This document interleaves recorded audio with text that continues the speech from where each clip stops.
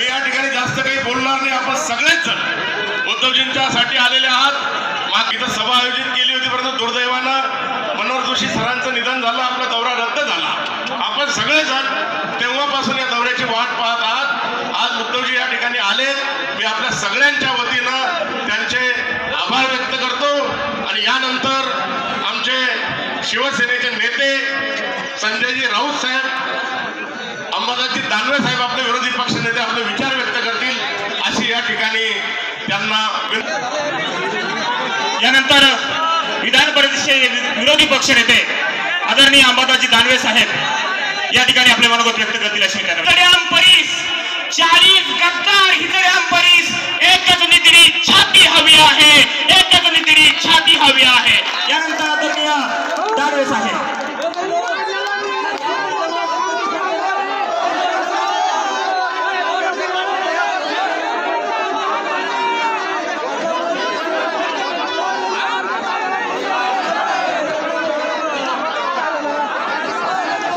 महाराष्ट्राची कुलस्वामिनी आहे तुळजाभवानी,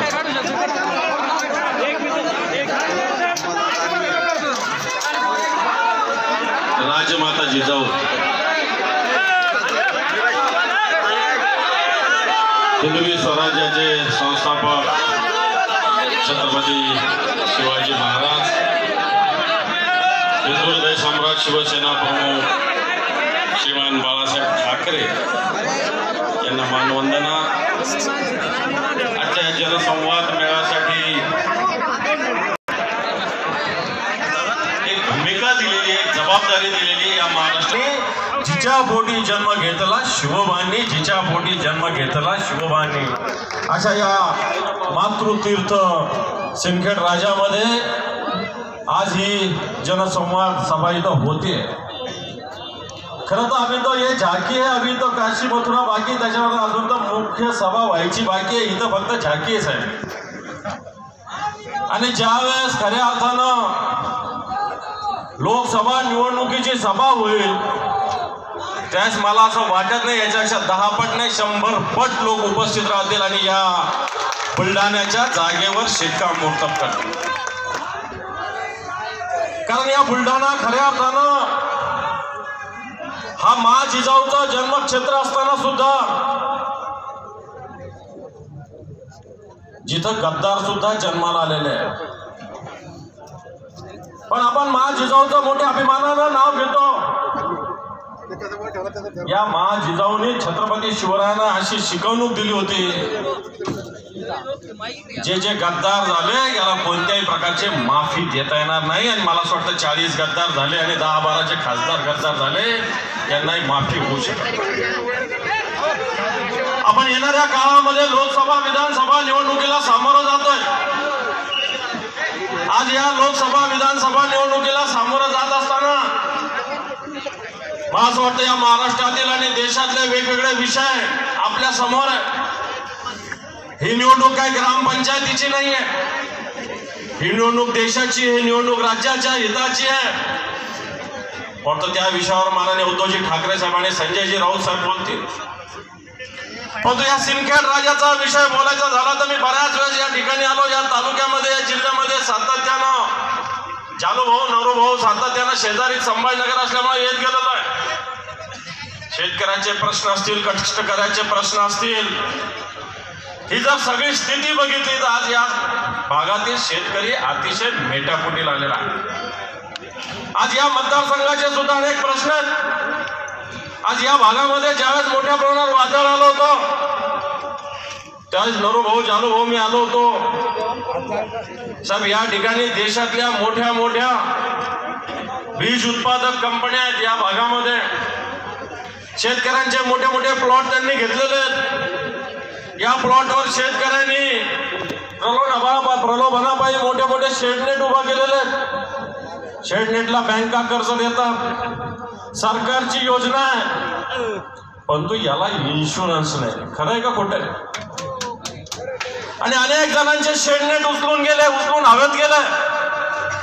आणि त्यानंतर या शेडनेटचा जेव्हा प्रश्न निर्माण झाला तेव्हा हा आवाज ज्या शेतकऱ्याने दिला होता आम्हाला शिवसेनेला, हा विधिमंडळात मांडला आणि येणाऱ्या काळामध्ये सरकार याच्याविषयी धोरण जाहीर करतं. शेडनेट सुद्धा इन्शुरन्स मध्ये घेतलं जाणार आहे. परंतु या भागातील अनेक अवकाळीमुळे अनेक जवळपास 149 गावं बाधित आहे. आज आता नरूभाऊने उल्लेख केला, सिंदखेड राजा शेवगाव भक्ती मार्ग. नरूभाऊ, फक्त दलालांसाठी हे काम चालू आहे. इथले जे कोणी सत्ताधारी गद्दार यांचे दलाल याच्यामध्ये काम करतात. या दलालांच्या हितासाठी इथं काम चालू आहे. हा रस्ता फक्त दिखावा आहे. याच्या मागे खऱ्या अर्थानं जे काही आहे ते टक्केवारीचं काम आहे. आज हा सिंदखेड राजा इथला पाटाचे पाणी सावरगाव महामार्ग बरेच वर्षाची मागणी आहे. जालना खामगाव रेल्वे मार्गाची मागणी आहे. मला असं वाटतं या सगळ्या विषयाविषयी 3 टर्म आपण असताना याच्याविषयी काय आवाज उठवला हा सुद्धा जनतेच्या मनात प्रश्न आहे. सिंदखेड राजा MIDCचा प्रश्न सुद्धा सातत्यानं आहे. आज या ठिकाणी सिंदखेड राजा शिवणी टाका रोडवरचा तलाव होता, तो पुनर्जीवित झाला पाहिजे, ही सुद्धा मागणी जनतेनं सातत्यानं मांडलेली आहे. आज उद्धवजी ठाकरे साहेब मुख्यमंत्री असताना या मातृतीर्थ विकासाची योजना आखलेली होती. हे मातृतीर्थ विकसित झालं पाहिजे. या महाराष्ट्राला नव्हे तर देशाला प्रेरणा देणारं हे मातृतीर्थ आहे. परंतु हे सरकार 2 वर्षात आल्यानंतर यांचं मातृतीर्थाकडे कोणतंही लक्ष दिलं नाही. आपण हे सरकार नेमकं काम कोणासाठी करतं? शेतकऱ्यासाठी काम करत नाही. शेतकऱ्याचा विमा इथं मिळालेला नाही. शेतकऱ्याला वादळी वारं आलं, पाऊस आला, गारपीट आला, याची अनुदानाची हमी सुद्धा सरकारला मिळाली नाही. कापसाला भाव मिळत नाही. सोयाबीनची ती स्थिती आहे. मग अशा स्थितीमध्ये मला असं वाटतं येणाऱ्या काळामध्ये हे जे लोक काम करतात, टक्केवारीसाठी दलालीसाठी काम करतात, यांना आपल्याला उकरून फेकून द्यावं लागतं. म्हणून मला असं वाटतं आपल्याला विचार करण्याची वेळ आली. उद्धवजी ठाकरे साहेबांसारखं एक नेतृत्व नुसतं या महाराष्ट्रात नव्हे तर देशातल्या हुकुमशाही विरुद्ध आवाज करणारं नेतृत्व, या शेतकऱ्याची 2 लाख रुपयाची कर्जमाफी करणारं नेतृत्व, या महाराष्ट्राला कोविडच्या काळामध्ये सामर्थ्यानं सामोरं जाणारं नेतृत्व आपल्या समोर आहे. आणि म्हणून मी आपल्याला आवाहन करेन की येणाऱ्या लोकसभा निवडणुकीमध्ये याच नेतृत्वाखाली आपल्याला दिल्लीवर भगवा फडकवायचा. जे कोणी खंडोशी त्याची पिसाळ आपल्यातून गेले यांना त्यांची अवकात आपल्याला दाखवून द्यायची. वाटतं ती अवकात आपण दाखवून द्या.